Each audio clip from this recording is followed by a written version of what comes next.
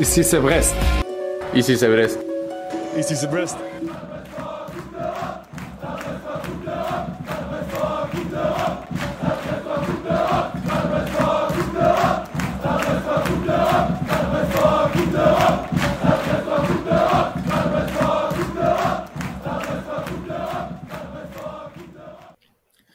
Brestois, Brestoises, nous reprenons le micro. Et vous? Bienvenue pour ce 116e épisode de Brest On Air, où je suis rejoint par Fanch, Yann. Messieurs, comment allez-vous? Je vais commencer par toi, Yann, qui était au dernier match du Stade Brestois. Ça s'est pas bien passé. Est-ce que tu t'en es remis? Je ne vois pas de quel match tu veux parler. De toute façon, pour moi, cette fin de saison, elle est tournée vers un seul et unique objectif. C'est mardi, c'est la Coupe de France contre Dunkerque. Peut-être que je serai déprimé après, mais pour l'instant, ça va. Fanch, comment tu vas? Bah, ça va très bien. Alors, juste Yann, le match est mercredi. Donc, si tu vas au stade mardi, tu verras pas grand monde. Écoute, moi, ça va. C'est à Guingamp, bien sûr, Yann. Hein. C'est à Guingamp. Hein. Non, tout va bien. Écoute. Fin des vacances. Fin des vacances. Ouais, c'est vrai, il s'est passé pas mal de choses depuis le dernier podcast. Brest On Air a été suspendu. Brest a pris 332 buts en Ligue des Champions. Et sinon, écoute, content de vous retrouver pour parler Ligue 1, pour parler Coupe de France, des beaux objectifs encore pour la fin de saison. C'est vrai que la saison, de manière générale d'ailleurs, hein, est assez intense. Il y a des matchs tous les 3 jours, donc c'est vrai que c'est pas facile de se retrouver pour trouver un créneau. Et c'est vrai que dès qu'on dit quelque chose, et j'en ai pour preuve le titre du dernier podcast, Brest joue-t-il le maintien? Très vite, hein, on a compris que c'était pas le cas, donc c'est vrai que ça va très très vite, comme d'un côté comme de l'autre, quand on joue tous les 3 jours. Je tiens à signaler de notre côté quand même qu'avec Fanch, on répondait à cette question en disant que non, Brest ne joue pas le maintien. Donc justice pour Brest On Air, il y a plusieurs personnes merci qui Yann, merci. Non mais c'est juste une illustration pour montrer la frénésie de cette saison qui c'est vrai que jouer tous les 3 jours c'est assez intense, ça rythme la saison, et c'est vrai que je trouve particulièrement que cette saison se déroule très très vite. Je sais pas si vous avez ce même sentiment. J'ai l'impression que le tirage au sort de la Ligue des Champions c'était presque hier. Tu parles de mauvais souvenirs, mais effectivement, moi j'ai l'impression qu'on est déjà au bout et c'est plus une fatigue totale de me dire que non, il reste encore. Je crois que c'est 12-13 matchs. Là, on enregistre juste quelques heures avant la réception, le déplacement à Strasbourg. Et il reste 12-13 matchs, quoi, entre la Coupe de France et la Ligue 1. C'est long, c'est très long. Mais la Ligue des Champions, c'est fini. Et je crois que c'est Fanch qui l'a dit, on se retrouve là pour parler Ligue 1, Coupe de France, pas Ligue des Champions. Non, exactement, on va parler Ligue 1, Coupe de France, les compétitions nationales, hein, que le Stade Brestois, dans laquelle le Stade Brestois évolue. On parlera Ligue des Champions dans un podcast différent, on fera le bilan de cette saison historique. Mais pour l'instant, revenons à notre train-train quotidien, les compétitions que l'on joue tous les ans finalement. Et depuis donc le dernier podcast, il y a eu pas mal de matchs, puisqu'on s'était quitté après Angers. Messieurs, depuis il y a eu de la victoire, il y a eu pas mal de victoires, hein. 5 victoires et 2 défaites, une défaite et un match nul, pardon. Donc Brest qui s'est replacé confortablement, hein, on va dire, dans la première partie de tableau, la colonne de gauche comme on aime l'appeler dans ce podcast, et finalement Brest qui est qui est tapis dans l'ombre, qui est là, qui est dans la course pour la 2e année consécutive, la course à l'Europe. Alors autant l'année dernière le ballottage était sûrement un peu plus favorable que cette année, autant ça ne veut pas dire que Brest ne peut pas décrocher l'Europe finalement, que ce soit, on en parlera tout à l'heure, via la Coupe de France, mais aussi via la Ligue 1. Pour cela, il faudra faire des bons résultats, un peu mieux que contre Auxerre. Mais messieurs, qu'est-ce que vous avez pensé de ces 2 derniers mois de compétition en Ligue 1? Écoute, je vais commencer. De manière générale, c'est quand même un mois très satisfaisant depuis la défaite à Angers qui nous avait pas mal agacé. Je me souviens, Yann, toi, tu étais au match et puis tu disais que Brest aurait pu jouer encore comme ça pendant des heures sans jamais finalement réussir à marquer un but aux Angevins. Et depuis, on a vu quand même de belles performances. Le match immédiatement après celui d'Angers, si je me trompe pas, c'est celui de Lyon, qui remonte un petit peu maintenant, mais on avait vu une entame de match très intéressante. Après, il y a la victoire à Rennes qui était également, c'est jamais, même si on a été gagné à Rennes l'année dernière avec le scénario qu'on connaît, sur les dernières années de Ligue 1, c'était jamais une habitude d'aller s'imposer au Roison Park. Donc là aussi, c'était une très bonne chose de faite. Il y a eu évidemment cette défaite contre le PSG qui, pour moi, est un peu anecdotique, même si on pourra revenir là-dessus, dans la mesure où c'était un match un peu particulier. Puis après, tu vas gagner à Nantes. Et à mon sens, tu dois battre Auxerre vendredi dernier, donc tu peux t'en sortir avec 4 victoires normalement sur les 5 derniers matchs. Finalement, tu as ce petit nul, mais globalement, c'est plutôt bien dans les résultats. Dans certaines parties de match, le contenu est intéressant. Pas sur la durée, mais ça, j'explique aussi par le fait que tu avais l'Europe à jouer en parallèle, le match de Madrid qui prend aussi beaucoup de place, autant mentalement que physiquement, la double confrontation contre le PSG. Donc en Ligue 1, le travail a été fait et très bien fait. Je pense que vous comme moi, si on nous avait dit comment dirais-je, à l'aube du mois de mars, on aurait 32 points en championnat et on serait plus proche des places vers le du haut que celle du bas, on aurait largement signé.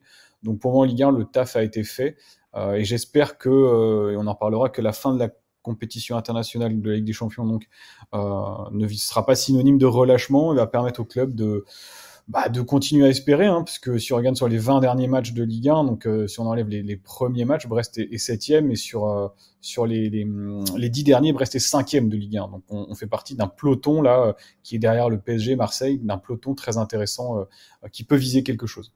Déjà, une chose, il y a quand même sur les matchs qu'on a gagnés, certains on méritait pas vraiment de gagner. Je pense contre Lyon, un match nul aurait peut-être été plus logique. Contre Rennes, mine de rien, on s'en sort assez bien. Mais c'est ce genre de match que, bah, en début de saison, parfois, on n'arrivait pas à gagner, on n'arrivait pas à faire cette différence, et surtout à l'extérieur. Ça, c'est à noter. On s'impose à Rennes, certes avec difficulté, mais derrière, on va gagner au Havre où on est tranquille, mais tranquille. Bon, les Havrais sont pas très bons, mais quand même, c'était très satisfaisant. Il touche le On pot. partait sur la pelouse de Nantes, pareil, c'était très bien. Donc, tu as l'impression que dans la tête, il y a un cap qui a été passé, et ce, alors qu'il y a eu quand même un certain turnover, et ça peut paraître contradictoire, mais dans ce turnover, et ça c'est pour moi le gros point positif qui me permet d'avoir un peu d'ambition sur la fin de saison, on a vu des individualités enchaîner, performer, et montrer qu'en fait c'est eux les patrons. Et le premier nom qui ressort forcément ici, je pense que vous serez tous d'accord, c'est Ludovic Ajor qui nous fait un Bien sûr. début d'année 2025 stratosphérique. Moi, je pense qu'on peut même parler de saison qui est stratosphérique, parce que même s'il marquait un peu moins en début d'année, en début de saison plutôt, même ses performances sur le terrain en tant que facilitateur de jeu, c'est presque un meneur de jeu un peu plus haut sur le terrain. C'est un vrai plaisir de le voir évoluer. J'imagine que pour ses partenaires, c'est un vrai plaisir de jouer avec lui aussi.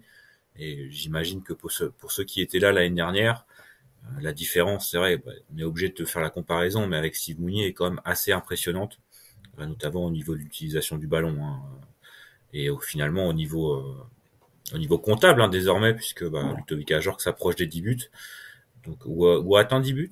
10 buts toutes compétitions confondues. Voilà, c'est donc 9 en Ligue 1 peut-être, 9 en Ligue 1, 1 en et Coupe 1 en de Coupe de France. France. Ouais, c'est Oui. ça. Donc Et un en Ligue voilà, des Champions, Malheureusement. injustement mais, annulé.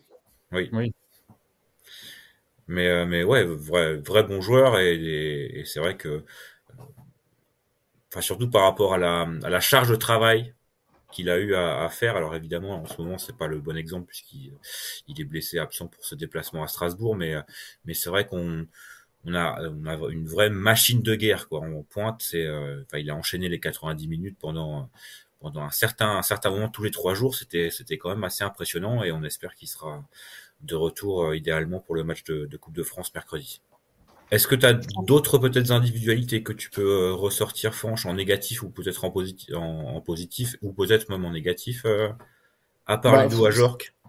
Après, pour le reste, contrairement Peut-être à une autre question, qu'est-ce que tu as pensé de la gestion d'effectifs peut-être sur ces 2 derniers mois? C'est vrai qu'on on le dit souvent, et c'était peut-être la crainte principale de cette saison, c'était comment les joueurs et le club en règle générale allaient gérer cette saison tout à fait hectique, avec des matchs tous les 3 jours. Alors, Au niveau comptable, c'est pas mal.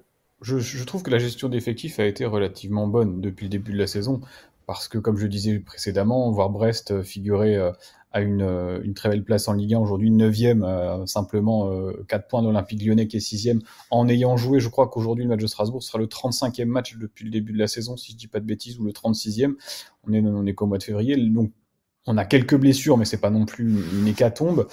trouve que la gestion de l'effectif a été bonne, a été raisonnée, a été plutôt bien pensée. Mais la contrepartie de ça, c'est que ça me permet pas trop de répondre à ta question précédente sur les joueurs, les individualités qui m'ont plu, parce qu'il y a eu tellement de turnover, sauf notamment la Jorque qui a quand même beaucoup joué, tellement de turnover que les joueurs ont du mal à enchaîner finalement les matchs de manière assez régulière. Et ce qui empêche certains, je pense, d'avoir trouvé leur rythme de croisière. Je prends pour preuve Soumaïla Koulibaly, que moi j'aime beaucoup comme joueur. Je pense qu'il a de grosses qualités et j'imagine que ça pourrait être un défenseur dans une très bonne équipe de européenne dans les années à venir. Il appartient à Dortmund, ça m'étonnerait pas peut-être qu'il perce là-bas. Mais le fait de ne pas pouvoir enchaîner, de jouer un match sur 2, un match sur 3, d'être reposé, d'avoir des charnières qui changent, des latéraux qui bougent, fait que finalement on a assez peu de continuité dans les performances individuelles aussi. Et c'est à partir de maintenant qu'on va voir justement si avec un calendrier qui s'allège, les joueurs vont pouvoir un petit peu trouver leur rythme de croisière un petit peu de manière un peu plus régulière. Peut-être un Mama Baldé qui alterne entre remplaçant et titulaire. On a vu, il était remplaçant contre Auxerre et finalement c'est probablement lui le meilleur joueur sur le terrain avec Ludovic Ajorc après son entrée. Sinon, au milieu de terrain, moi je trouve que Mady Camara, vous savez très bien que j'aime beaucoup ce joueur. Je le trouve un petit peu fatigué ces derniers temps. Idem pour Hugo Magnetti, pour moi, il a plus beaucoup de jus dans les jambes. Je pense à ce titre qu'un retour de Pierre Lesmelou va faire beaucoup de bien. Et en défense, toujours la même chose. Kenny Lala, très fiable. Et on se rend compte que Koulibaly, Chardonnay est à mon sens, en tout cas, la charnière la plus intéressante, mais même dans les buts, si on prend le cas de Marco Bizotte, c'est pas un Marco Bizotte impérial cette année qui me rassure plus que ça. Donc dans toutes les lignes, je trouve qu'il y a du plus et du moins, c'est relativement mitigé, je dirais. Il y a des joueurs qui parfois peuvent être très prometteurs, comme Luc Zogbe sur certaines parties de match, et à côté de ça, me faire très peur avec des lacunes assez grossières. Donc voilà, autant au niveau collectif, et je rejoins Yann quand il dit que certaines victoires étaient un petit peu tirées par les cheveux, mais bon, elles ont eu le mérite d'exister et d'être là, donc ça veut dire que le caractère est toujours présent. Mais individuellement, il n'y a pas de joueurs qui sortent du lot, à mon avis. Je suis à peu près d'accord, mais par contre, je dois reconnaître que j'étais extrêmement surpris par le 11 aligné par Croix contre Auxerre. T'as C'était le évoqué point les sur joueurs lequel je qui... voulais revenir, effectivement. Je sais pas, il y a beaucoup de choses que je n'ai pas compris. La première, c'est, Fanch l'a dit, Camara et Magnetti, c'est physiquement un peu dur, et c'est normal depuis le temps. Même si on se souvient bien, la phase de saison dernière, Camara, physiquement, commençait à piocher. Donc, c'est normal. Et je m'attendais à les voir tourner. Et non. Les deux sont sur le terrain. Là où on a Pierre Lesmelou qui a besoin de rythme, n'y était pas. Kenny Lala, qui est un des joueurs qui joue le plus et qui, il faut reconnaître, a peut-être un coup de mou depuis plusieurs semaines. Pareil, titulaire, j'étais assez surpris. Et à côté de ça, sur le côté gauche, on donne sa première chance à Justin Bourgo. C'est très bien pour lui, mais un peu surpris, surtout qu'en charnière centrale, tu mets deux joueurs qui... Je sais que là-dessus, certains, Quentin notamment, sera pas d'accord, mais pour moi, le Cardinal et Ndiaye, c'est pas du niveau de la Ligue 1, ni ensemble, ni avec quelqu'un d'autre, ou en tout cas pas pour l'instant. Donc, j'étais très surpris de ne pas avoir de taulier derrière. Et puis, pareil, devant, finalement, Ajor titulaire qui joue les 90 minutes, ça m'a un peu surpris. Doumbia titulaire plutôt que Fèvre qui était en plutôt bonne forme. Enfin, beaucoup de choses qui font que je ne comprenais pas. Et même après avoir vu le 11 mis au parc, qui est un 11 remanié, je comprends pas forcément tous les choix qui avaient été faits. Donc, est-ce que c'est une volonté de dire à tout le monde, regardez, même s'il n'y a plus de Ligue des Champions, je compte sur vous? Je sais pas, on viendra peut-être dessus après, mais c'était mon interrogation et elle se transpose sur ce match face à Strasbourg. Je suis très curieux de voir qui sera sur le terrain, malgré un groupe assez restreint. Et finalement, je vais donner un exemple, un joueur pour lequel la gestion est assez incompréhensible de notre point de vue, parce qu'encore une fois, on n'est pas en entraînement. C'est Mathias Pereira-Lage, qui apparaît, disparaît, sort du groupe, est titulaire, ne joue pas, rien du tout. Parfois à droite, parfois à gauche, parfois en défense, parfois au milieu. C'est très difficile de saisir ce qu'on veut faire de Mathias Pereira-Lage, et finalement, ça en dit peut-être long sur le fait que trop de choix fait que c'est pas toujours simple de gagner du rythme et d'avoir de la consistance. Et ça, pour moi, on l'a vu en Ligue 1 plusieurs fois cette saison. C'est que les joueurs ont 15, 20, 30 minutes pour essayer de retrouver des repères qui n'ont pas forcément. Là où on l'a dit l'an dernier, un des points forts, c'était que tu nous demandais le 11, on te donnait 10 joueurs, et après c'était entre Pereira Lage et le doigt rond. En plus, le Pereira Lage, lorsqu'il joue, je trouve que c'est un joueur qui fait jamais de très grosses différences ou qui te fait gagner le match à lui tout seul. mais c'est jamais un joueur qui va te décevoir dans l'esprit, il va toujours être entre 4 et 5,5, 6. Et il peut manquer des choses, mais il essaye toujours de se mettre au niveau de l'équipe. Et effectivement, sa gestion cette année, autant un Romain Del Castillo qui a un peu moins joué, mais qui était vraiment en deçà de ce qu'il était capable de faire la saison dernière, ça pouvait se comprendre, parce qu'en plus les gars qui le remplaçaient, que ce soit Sima ou Baldé, ont plutôt sorti des prestations très intéressantes. Autant Pereira Lage, moi ça me surprend de voir qu'il passe après certains, qu'il passe après un Doumbia très très souvent, même si c'est pas forcément toujours le même poste, qui passe après un Fèvre, qui passe même après un Salah. Je comprends pas trop non plus. C'est vrai on va dire qu'il y a des joueurs qui ont des laisses un peu plus grandes que d'autres. Et c'est peut-être ça qui pose un peu problème, c'est pas non plus dramatique. Mais c'est vrai qu'on a l'impression que, alors évidemment, Eric Roy est finalement un être humain avec des sentiments aussi pour ses joueurs. Peut-être qu'il a des préférences pour certains plutôt que d'autres. On connaît sa relation avec Kamori Doumbia qui, pour le coup, en tout cas personnellement, hein, je trouve pas qu'il fasse une saison grandiose et pourtant qui joue beaucoup par rapport à son niveau de jeu affiché, j'ai envie de dire, et surtout dans des matchs où j'ai pas l'impression qu'il soit le plus utile. Contre Auxerre, il me semble, mais il était titulaire, hein, mais voilà, c'était pas, pour moi, c'était pas le bon match pour le faire jouer.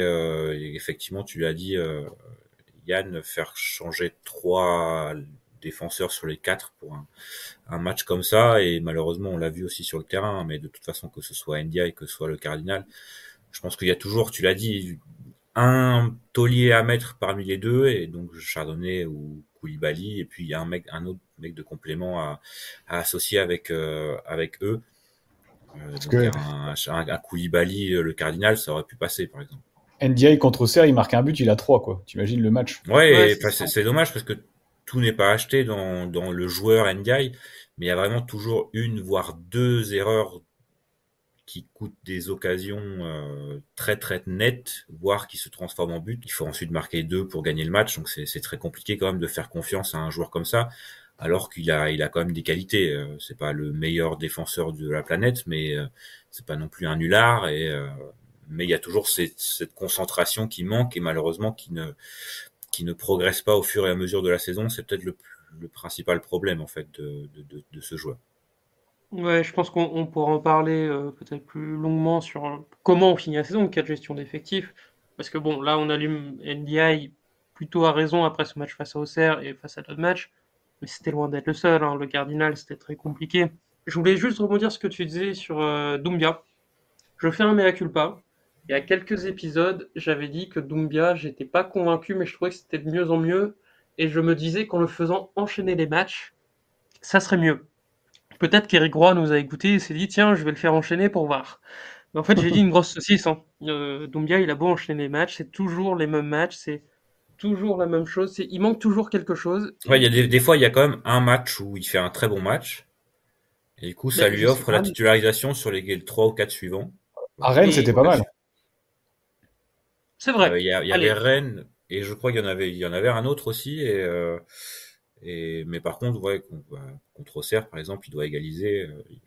L'occasion est franche, mais ouais, c'est toujours très très inconstant, mais il y a plus de moins que de plus. Et bon, je pense que le fait qu'il soit acheté et qu'il appartienne au club joue dans le fait Le plus n'égale que pas le plus club avec le moins. exactement Michel. Mais ouais, que le club veuille le mettre en valeur, ce qui est assez logique. C'est quand même un jeune joueur, hein, finalement, qui vient de dépasser la vingtaine, donc ça reste une potentielle valeur marchande si jamais il arrivait à exploser. Malheureusement, nous on avait mis quand même nos petites astérisques en début de saison. On n'était pas très très fan de la recrue, et on se demande presque si ce 4 quadruplé contre Lorient n'était pas finalement quelque chose qui a desservi au club un an après. j'irai peut-être pas jusque-là non plus, parce que c'est pas non plus le gros nulard qui te met dans la merde à chaque match. C'est juste qu'il a un temps de jeu totalement illogique par rapport à son Ouais, apport, et il faut reconnaître que beaucoup de ouais. matchs, il est un peu transparent, ce qui est d'autant plus gênant quand il est aligné en même temps qu'Edimilson Fernandez, qui pour le coup est en prêt, et je sais que Fanch aimait bien l'expression nier hors nature. En fait, c'est même pire que ça. J'ai l'impression souvent que quand Fernandez est là, il y a une sorte d'accalmie générale, d'apathie générale qui se diffuse, alors que le Il joueur n'est porte pas bien mauvais, mais ça. c'est juste manque tout, quoi. Ouais, Après, c'est c'est vrai n'importe que quoi pour la la semaine. comparaison avec Pierre Lesmelou est assez difficile pour lui. Ouais. Mais pour revenir sur Doumbia, et pourtant je suis pas son plus grand défenseur parce que je suis pas un immense fan de Kamori Doumbia, je trouve pas que dans un match il soit déterminant, en tout cas indispensable. Après, il a que 21 ans, si je dis pas de bêtises, il est encore très jeune, donc on peut aussi imaginer une progression, même si physiquement il va être limité de toute façon par ses qualités naturelles, qui va pas, voilà, il va pas prendre encore 20 centimètres et 10 kilos d'ici quelques mois. Ne l'enterrons pas non plus, mais effectivement, c'est aujourd'hui, et sachant que c'est un des rares joueurs, enfin pas des rares, mais un des joueurs qui sera sous contrat l'année prochaine, moi je souhaite pas que le club construise l'équipe de la saison 2025-2026 autour de Kamori Doumbia à l'heure actuelle. Non, mais voilà, ça peut devenir un joueur tout à fait correct de Ligue 1 juste pour l'instant. Euh, en fait, c'est difficile parce qu'il faut à la fois lui laisser le temps, lui laisser le temps d'évoluer, mais pour le faire évoluer, il faut le jouer, mais quand il joue, il est pas très bon. Donc c'est un peu un cercle vicieux et on est en plein dedans en fait. C'est un problème et avec le retour en forme tout à fait correcte, en tout cas personnellement je trouve de Romain Fèvre, c'est vrai que la logique, mais on va en parler tout à l'heure ou on peut peut-être déjà en parler sur la fin de saison. La logique sportive voudrait que Romain Fèvre joue davantage, mais la logique presque économique voudrait que Kamori Doumbia soit un peu plus mis en valeur qu'un joueur qui sera peut-être pas là la saison prochaine. Bah, C'est ça. Et c'est toute la question en fait. Je vais laisser la parole à Yann, mais c'est toute la question des 3 mois de compétition qui restent. C'est qu'est-ce que tu fais maintenant? Est-ce que tu commences déjà à penser à la saison prochaine en faisant jouer les joueurs qui sont sûrs d'être présents, ou est-ce que tu essayes de gratter le maximum avec les joueurs en forme cette année et tu te dis bon, on verra bien l'été prochain pour continuer encore à construire une équipe différente. C'est pas facile, d'autant plus qu'on ne sait pas si Grégory Lorenzi et Eric Roy seront encore présents au club. Je trouve que cette fin de saison elle est autant l'année dernière on avait des incertitudes sportives sur la fin de la saison, on savait pas où on allait terminer.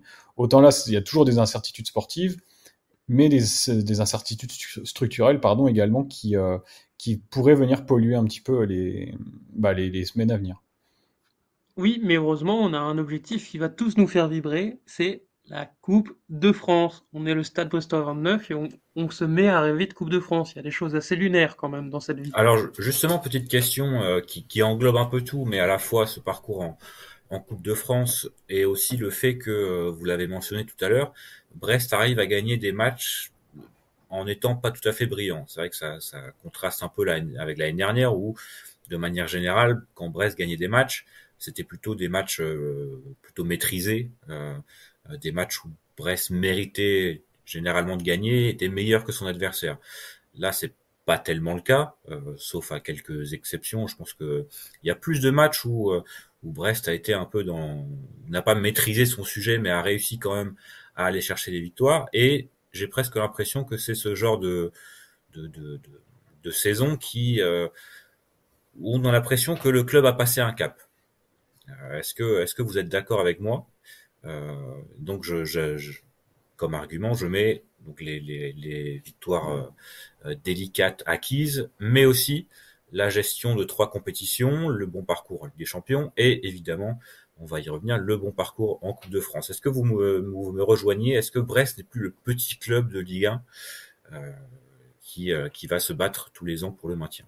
Je serais pas aussi dithyrambique que toi, du fait notamment, on a l'effectif qui nous permet de jouer sur ces trois compètes, mais on l'a dit, c'est beaucoup de prêts, c'est beaucoup de joueurs qui vont partir l'an prochain, et j'ai plus l'impression que Brest a step up, mais de manière très temporaire, en se disant c'est une saison dans une vie, faut qu'on soit au rendez-vous, on l'a été, et après, retour au basique. Et j'ai un peu peur de la saison prochaine, mais il est trop tôt pour se jeter dessus. Mais je pense qu'il faut pas aller trop vite et se dire ça y est, Brest est un club établi qui va jouer la 7, 8, 9e place tous les ans.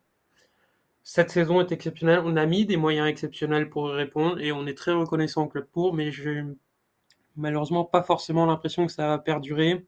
Et un signal fort qui va être là-dessus, ça va être la fin de saison. Est-ce qu'on va finir en roue libre et finalement tomber dans un milieu de tableau lambda sans réussir à faire émerger des individualités? Ou est-ce qu'on va se donner l'opportunité de rêver jusqu'au bout? Et c'est pour ça que pour moi, la Coupe de France, elle est tellement importante, au-delà du fait que c'est une compétition dans laquelle on ne brille jamais.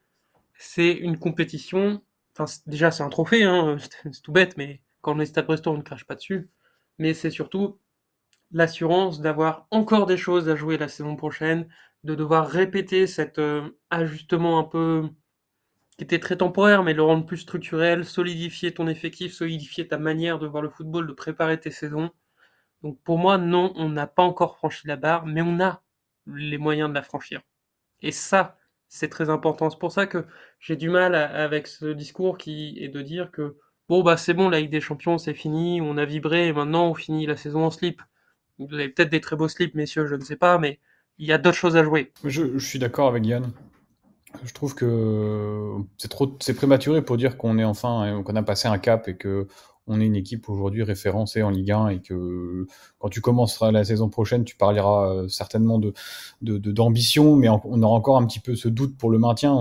Quand on est Brest, on sait que c'est toujours, enfin que c'est jamais gagné, mais en revanche, je pense que le club doit, grâce à l'exposition, grâce à l'expérience acquise en Ligue des Champions, avoir À maintenant l'argent. à l'argent aussi, tout à fait, avoir d'autant plus dans le contexte actuel, quand tu vois que de nombreux clubs, pardon, rencontrent d'énormes difficultés financières, que Brest doit désormais avoir une exigence et un professionnalisme encore plus important qu'avant. L'exigence, c'est, comme le dit très justement Yann, c'est parce que la compétition européenne est terminée, tu continues la saison avec l'ambition de faire. Alors, tu feras pas aussi bien que l'année dernière, mais en coupe, il n'y a pas de place au doute contre Dunkerque, par exemple. Tu ne dois pas laisser espérer ton adversaire. Et pour qu'on puisse répondre à l'affirmative, à ta question par l'affirmative, par exemple, Quentin, ce serait une victoire claire et nette contre Dunkerque en disant voilà, le Stade Brestois a fait respecter la logique, n'est pas tombé dans le piège, a battu Dunkerque 2-3-1, 2-0, j'en sais rien.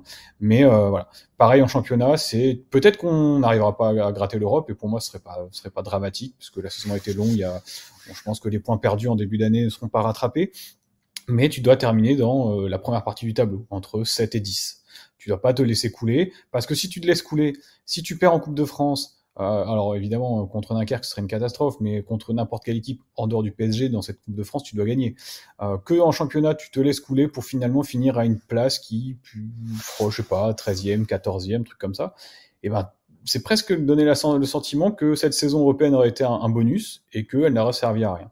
Donc non, il faut continuer sur la dynamique de victoire, la dynamique de la gagne, car il a parfaitement réussi à insuffler Eric Roy, je trouve, pour continuer à faire progresser le club et que l'année prochaine, quand on débute la saison, on se dit, bah voilà, cette année, Stade Brestois, un effectif solide, des références l'année dernière, et là pour jouer la première partie de tableau. Tu parlais d'exigences franches pour le club. Est-ce que nous, en tant que supporters, on se doit d'être plus exigeants également envers le club Oui, et je les pense. joueurs? Je pense que ça va dans tous les sens, enfin dans tous les sens, ça va dans ce sens-là aussi.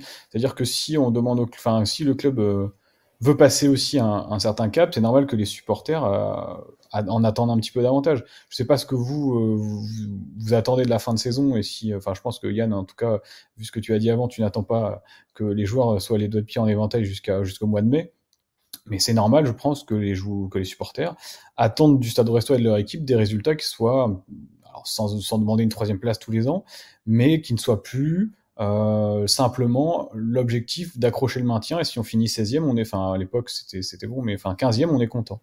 Dans ces cas-là, on verra bien qu'on finira. Bah, finalement, on l'a vu un petit peu des équipes comme Reims qui n'ont pas vraiment d'ambition européenne, qui ont performé en Ligue 1 en étant parfois 8, 9e. Et finalement, bah, tu te rends compte qu'aujourd'hui, quand l'ambition disparaît un petit peu, quelques petits mauvais choix, quand l'exigence est moins en rendez-vous, bah, tu es très vite en danger.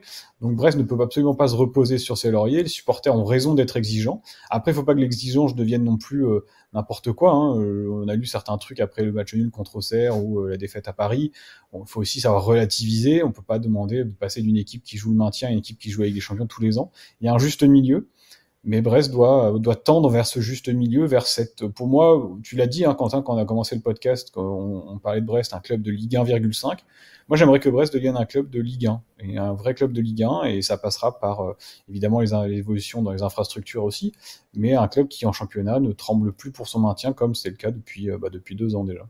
Et on rappelle que même le président a dit qu'il voulait jouer la Coupe d'Europe tous les ans. Donc, est-ce que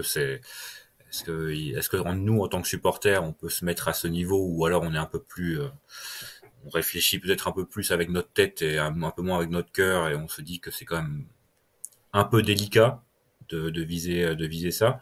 mais ça veut pas dire que une fois tous les 5 ans, sur une bonne saison comme l'année dernière, peut-être pas nécessairement la Ligue des Champions, mais une Europa League, une Conference League, voilà, pourquoi pas? Pourquoi pas? On se dit qu'on est dans ce paquet d'équipes qui, si jamais les gros ont une saison un peu moins bien, peuvent réussir à sortir son épingle du jeu, hein, à l'image de Strasbourg. Alors bon, Strasbourg, c'est un peu compliqué en ce moment de se dire qu'il y aura une certaine continuité au fur et à mesure des saisons avec leur effectif et leur situation par rapport à Chelsea.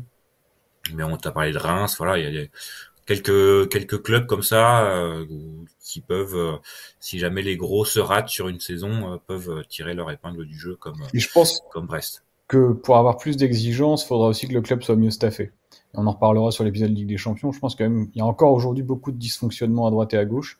Et on en avait parlé, on avait fait un podcast cette année, hein, si je dis pas de bêtises, c'est à savoir si le club était un club de haut niveau. On a une équipe qui a su se mettre au haut niveau.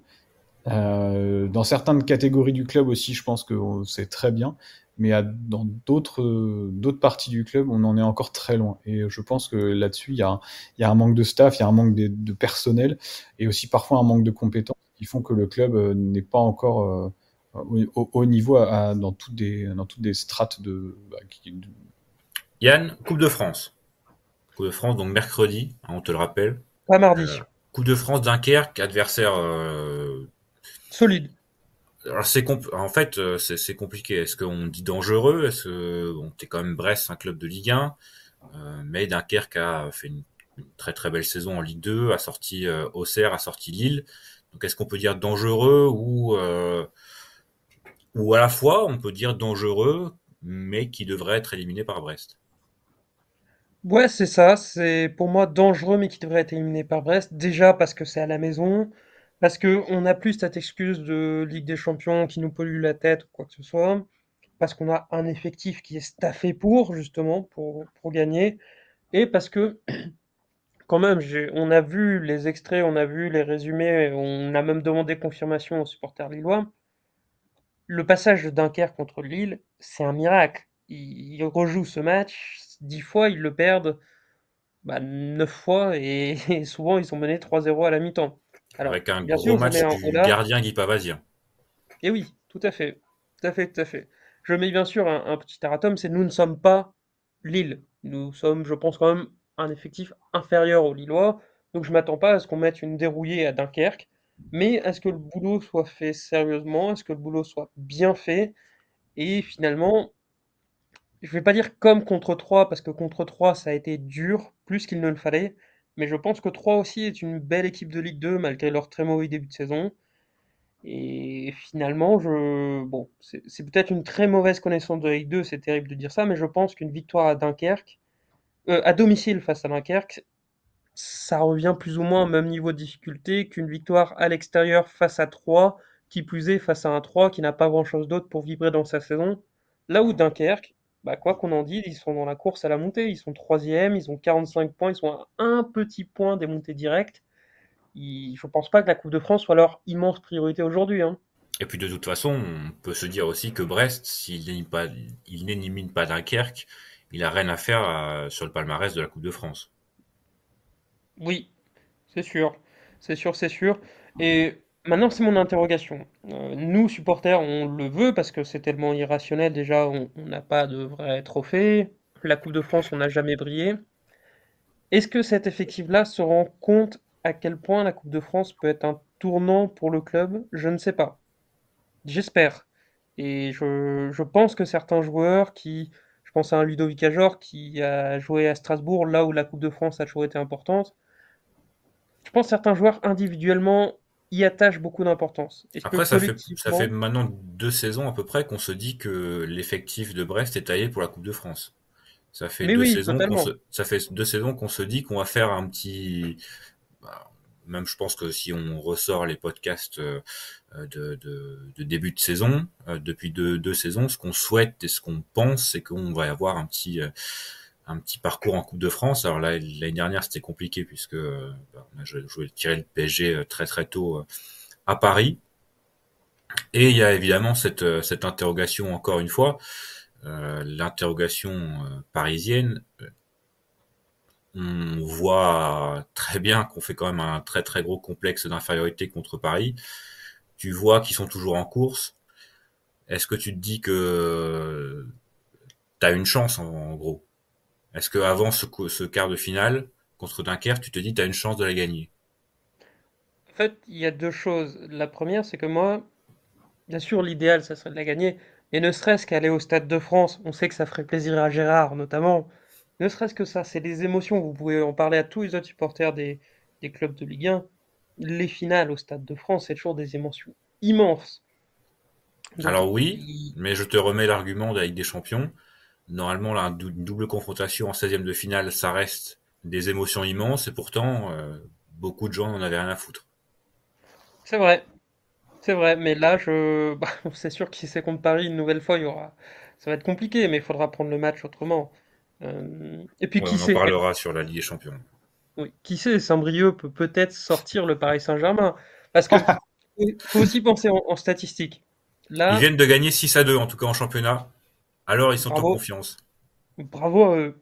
Mais si on pense qui est encore en course, Cannes, Guingamp, Angers, Reims, Brest-Dunkerque, Saint-Brieuc et le PSG. Si tu passes contre Dunkerque, tu as finalement une chance sur trois de jouer le PSG. Non, mais tu peux imaginer, je sais pas, un tirage au sort où tu as un peu de bol, tu gagnes contre Dunkerque, tu reçois, je sais pas, Guingamp ou Cannes, un truc du genre, et le PSG se déplace à Reims et fait Reims qui a éliminé Monaco au tir au but. Tu vois le PSG qui bute dans une demi-finale, pas très loin d'un quart de finale de Ligue des Champions, et tu vois, ça peut aussi tourner comme ça.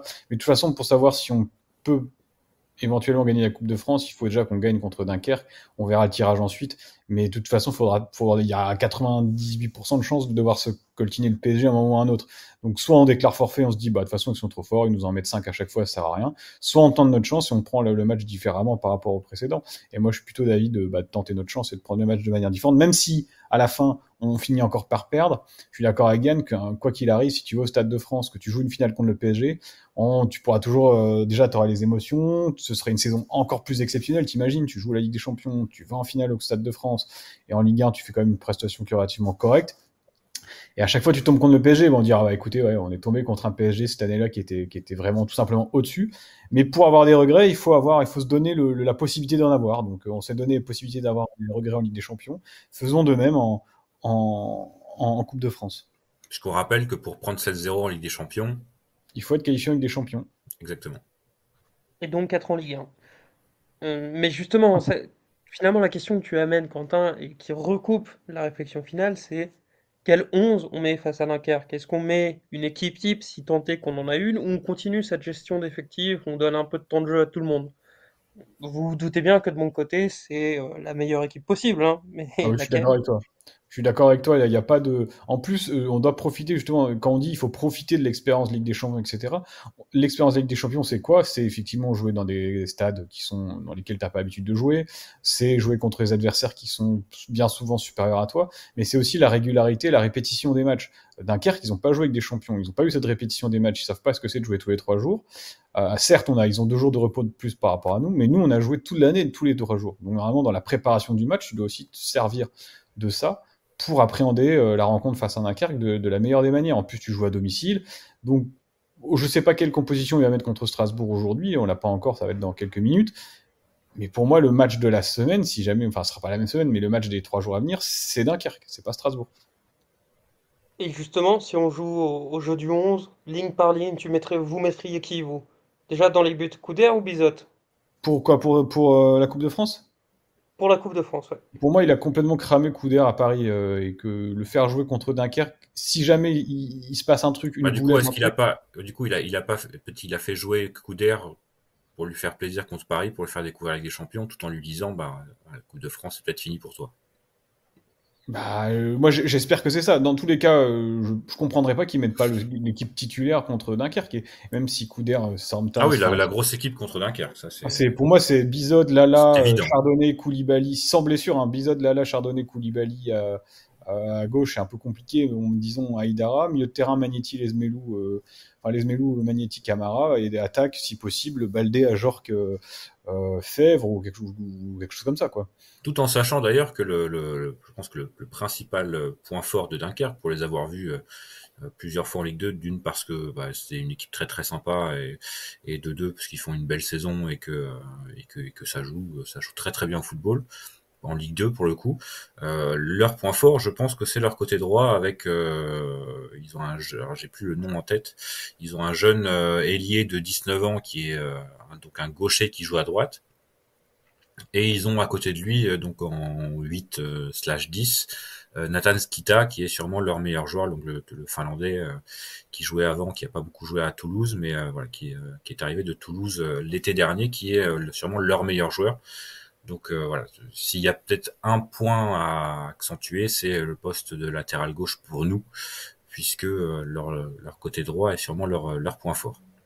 Après, de là à dire que Dunkerque est un adversaire qui n'est pas à la portée du Stade Brestois, je dirais pas jusque là, bien sûr. Ils ont quand même Gaëtan Courtet en attaque, quoi, à un moment donné. Bon, Exactement. je veux bien, Gaëtan Courtet était venu nous faire monter en Ligue 1 en 2014. Hein. On a vu ce que ça a donné. Ça fait 11 ans. Il était déjà Donc vieux. clairement, c'est le milieu de terrain leur point fort, mais techniquement, Nous que aussi, ça peut être le milieu de terrain. Notre point fort, si on a l'année dernière, c'est au milieu de terrain qu'on a été très très bon aussi. déjà il y a Jonas Martin qui revient.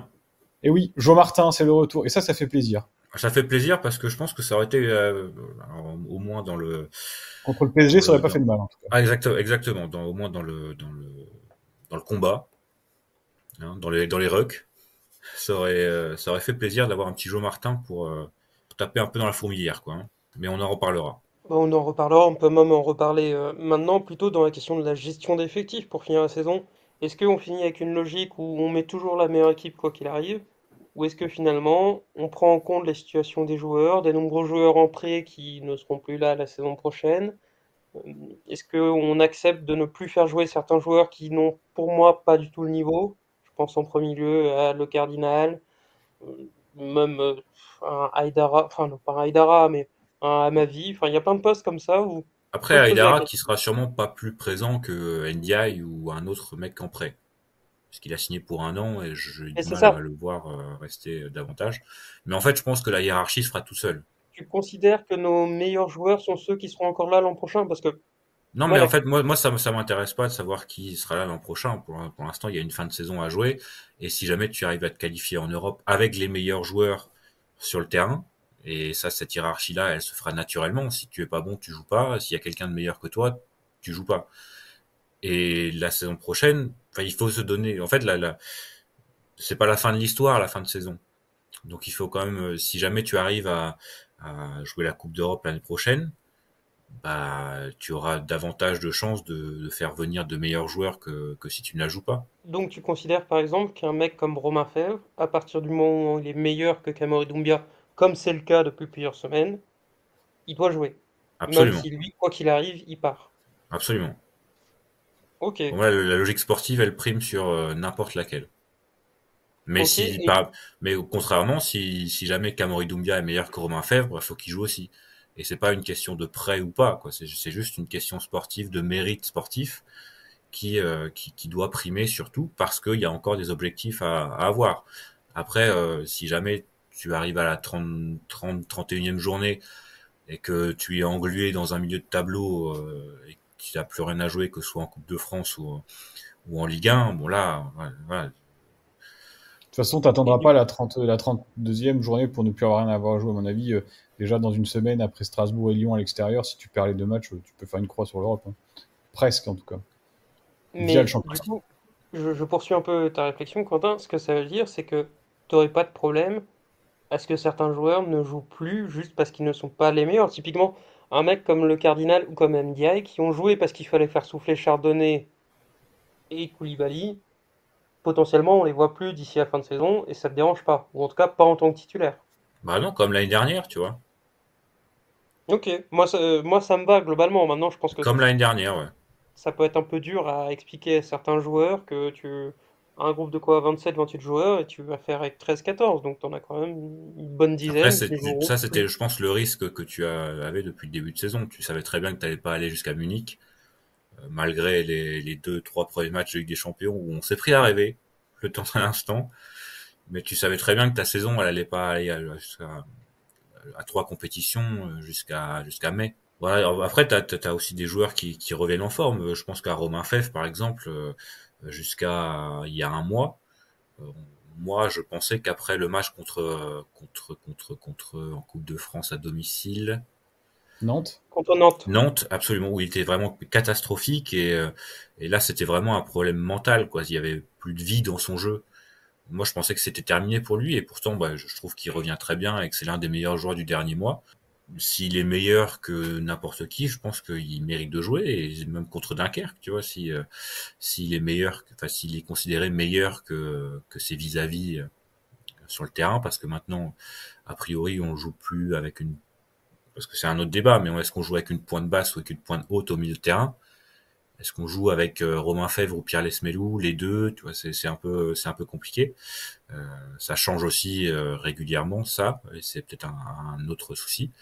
On l'a vu contre Paris, contre Auxerre, pardon, avec des replis défensifs qui étaient un peu hasardeux parfois. Mais ouais, moi pas de problème. Pour moi, la logique sportive prime sur n'importe quoi et les résultats de cette saison, avec peu importe quel joueur, nous offriront des meilleures perspectives pour la saison prochaine. Ok, ça se comprend. Moi, je suis un peu plus modéré. Je vais donner un exemple très simple, très typique. C'est Luc Zogbe, qui pour moi est un joueur d'avenir. Je ne sais pas si ce sera un très bon joueur de Ligue 1 ou quoi que ce soit. Mais aujourd'hui, je vois aucune raison de ne pas le faire jouer davantage, y compris à gauche. Parce que tu l'as dit, Aïdara sera plus là la saison prochaine, Amavi non plus. Aucun des deux ne donne vraiment une immense satisfaction. Donc je me dis, bah, c'est l'occasion de faire jouer un jeune joueur sur lequel on a besoin de pouvoir compter la saison prochaine. Et un Zogbe qui peut-être mérite pas forcément plus de jouer que les autres, mais ne serait-ce que pour cette considération, moi je vais le faire jouer davantage. Tu vois, par exemple, Après, si tu dans, fais dans jouer la un même arrière logique, gauche, tu as la bourgue. oui, bien sûr, Et aussi, puis par t'as exemple, aussi Bradley Loco qui va revenir. oui, Un on jour. espère. Mais dans la même Bah, logique, par exemple, Eric Roy commence un à en Mama parler, hein. Baldé et un Abdallah Sima, bah, à niveau à peu près égal, moi je comprendrais qu'Abdallah Sima ait un temps de jeu qui fonde comme neige au soleil. Je le comprendrais, et pourtant j'adore le joueur, hein. Je pense que de nous trois, c'est peut-être moi qui apprécie le plus le joueur, mais Bah après, autant dans le voilà, jeu. c'est logique sportive pour moi. Après, là, tu dis à un niveau égal, mais ce sera jamais à un niveau égal, quoi. Si tu vois ce que je veux dire. Il y aura toujours un mec qui sera un peu plus en forme, qui aura peut-être marqué au match précédent, voilà, qui aura plus de confiance, qui à l'entraînement montrera un peu plus de choses. Parce que c'est aussi aux joueurs prêtés de montrer qu'ils font toujours partie du projet sur cette fin de saison. La logique sportive, elle est aussi sur le fait que bah, si jamais il y avait des mecs qui étaient venus pour la Ligue des Champions, il y a plus de Ligue des Champions, ils ont perdu leur motivation, bah de facto ils vont s'éliminer naturellement, si tu vois ce que je veux dire. Oui, oui, ça c'est évident. C'est évident. Donc il y a peut-être en fait le travail d'Eric Roy. Alors j'ai peu de chance parce que je pense que la mentalité des mecs qui sont arrivés est plutôt bonne et je vois personne qui est arrivé juste parce qu'il y avait la Ligue des Champions à Brest. Euh, Parce que généralement quand bah, il y a que 11 joueurs, 11, alors, voire 16 joueurs qui jouent à la Ligue des Champions et les mecs ceux qui ne jouent pas et qui ont pu jouer en Ligue 1 ont montré une mentalité qui était quand même au niveau. Donc je pense pas que ça va arriver, mais ça pourrait rendre le travail de Eric Roy un peu plus facile et il y aura éventuellement des blessures, des suspensions parce qu'on y arrive en fin de saison et que bah, les trois cartons jaunes sur 10 matchs peuvent arriver très rapidement. Voilà, donc ça, il y a quelques points sur lesquels le travail d'Eric Roy peut-être être un peu plus facile, mais sinon, je pense que ouais, pour moi, la logique sportive prime avant tout que les joueurs soient prêtés ou pas. J'écoutais attentivement ce que vous disiez et je trouve que ce que dit Yann se tient, ce que tu dis se tient également. Je pense que là, la décision se fera tout simplement sur ce que l'entraîneur verra à l'entraînement. sur ce que les joueurs vont montrer aussi dans leur volonté de performer, parce que tu peux très bien être un joueur prêté, mais quand même jouer le jeu à 100% et être un joueur sous contrat l'année prochaine et ne pas forcément t'inscrire dans la durée à Brest et en tout cas pas faire les efforts nécessaires. Moi, à mon avis, ça va quand même être ce qu'on verra sur le terrain qui doit guider la réflexion, mais comme le dit Yann, à niveau égal, ou en tout cas à niveau de performance relativement similaire, j'aurais plutôt tendance à faire jouer le joueur qui sera là, qui est sous contrat et qui est là l'année prochaine. Tu vois, par exemple, un Romain Fèvre, même s'il revient bien, pour moi, il fait des performances qui sont meilleures que ce qu'il n'a pu produire en début de saison, mais il n'est pas non plus absolument indiscutable. Donc je comprendrais que voilà, s'il y a plus grand chose à jouer, et que ça se joue entre lui et Doumbia sur un poste de titulaire, bah tu ailles plutôt sur Kamori Doumbia qui lui est un joueur sur lequel tu es censé compter l'année prochaine. Donc on verra en fonction des performances sur le terrain. De toute façon, la question ne se pose pas trop là pour les 3 matchs qui viennent, parce qu'il y aura besoin certainement de entre Strasbourg, Dunkerque et Lyon, tu joues encore 3 matchs importants en 8 jours. De faire tourner, on verra après Lyon si tu es encore qualifié en Coupe de France, les questions se poseront. Si tu es éliminé, bah, tu mettras les meilleurs simplement sur le terrain. Et puis sur les 2-3 derniers matchs, 3-4 derniers matchs, on verra bien ce qu'il en est. De toute façon aussi, il y a des questions qui vont se poser qui seront déterminantes. C'est l'avenir du coach et du directeur sportif. Si déjà ça c'est flou, à mon avis, la fin de saison risque d'être un petit peu longue et un petit peu parfois même désagréable à vivre. J'espère que ce sera réglé assez vite. En eau de boudin. Voilà. Je pense que pour la Ligue 1, on est plutôt bon. Oui, il y a au moins pas cette épée de Damoclès de la relégation qui plane au-dessus de nos têtes, ce qui est quand même quand même une très bonne nouvelle. 13 points d'avance à 10 journées de la fin, à la vitesse où vont Saint-Etienne, Le Havre, Montpellier, pas trop Rennes, mais même Reims, hein, qui